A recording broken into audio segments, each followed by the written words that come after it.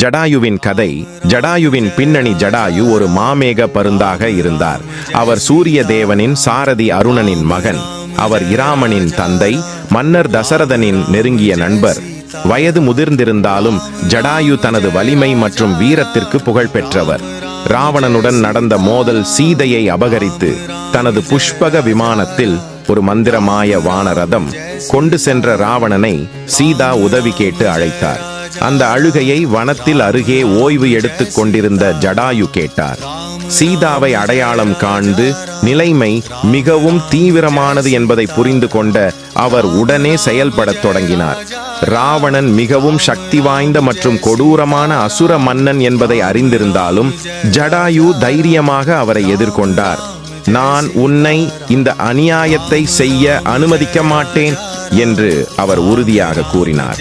சண்டை. ஜடாயு தனது முழு வலிமையுடன் ராவணனை தாக்கி விமானத்தை நிறுத்தி சீதாவை விடுவிக்க முயன்றார்.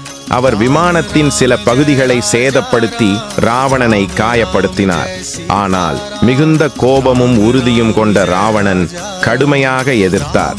அந்த கொடூரமான போரில் ராவணன் ஜடாயுவின் சிறகுகளை அறுத்து அந்த நெறிமையான பறவையை தரையில் விழ வைத்தார். ஜடாயுவின் கடைசி கணங்கள். சீதாவை தேடி வந்த இராமரும் லட்சுமணரும் மரணப்படுக்கையில் இருந்த ஜடாயுவை கண்டனர். அவர் தனது கடைசி மூச்சுகளை பயன்படுத்தி சீதா எப்படி அபகரிக்கப்பட்டார், அவர் எந்த திசையில் கொண்டு செல்லப்பட்டார் என்பதை அவர்களுக்கு தெரிவித்தார். ஜடாயுவின் தியாகத்தால் ஈராமன் மிகவும் பாதிக்கப்பட்டார். அவரை மிகவும் மரியாதையுடன் மதித்து மூத்தவர்களுக்கு செய்யப்பட வேண்டிய இறுதி சடங்குகளை செய்தார். கதையிலிருந்து பெற வேண்டிய பாடங்கள். சாதனைகளை எதிர்கொள்ளும் தைரியம்.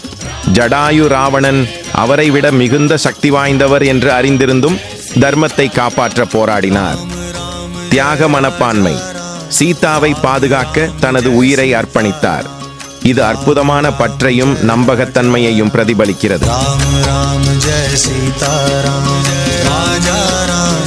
ராம் ராம் ஜெய சீதாராம், ராம் ராம் ஜெய ராஜா.